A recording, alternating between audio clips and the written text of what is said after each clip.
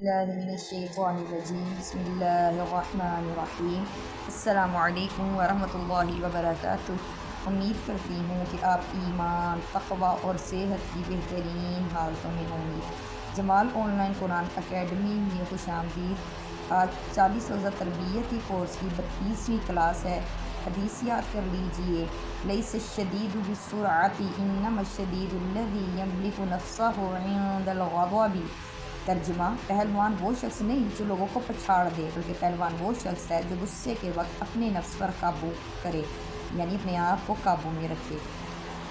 دعا یاد کر لیجئے، جب بھی کوئی مصیبت آئے تو یہ دعا پڑھیں: اللہم اجرنی فی مصیبتی واخلف لی خیرا منہا۔ یا اللہ، مجھے میری مصیبت پہ اجر عطا فرما اور مجھے اس کے بدلے کوئی اس سے بہتر چیز عطا فرما۔ مسائل اور احکام یاد کر لیجئے، مکروہات نماز: جوئیں پکڑنا اور اس کا مارنا، کنکریوں کا ہٹانا، اگر سجدہ کرنے میں دقت ہو تو 1 مرتبہ ہٹانے کی اجازت ہے، ہاتھ پیر کی انگلیوں کو قبلہ کی جانب سے پھیر دینا، حالت رکوع میں ہاتھوں کو دونوں گھٹنوں پر نہ رکھنا۔ السلام علیکم ورحمۃ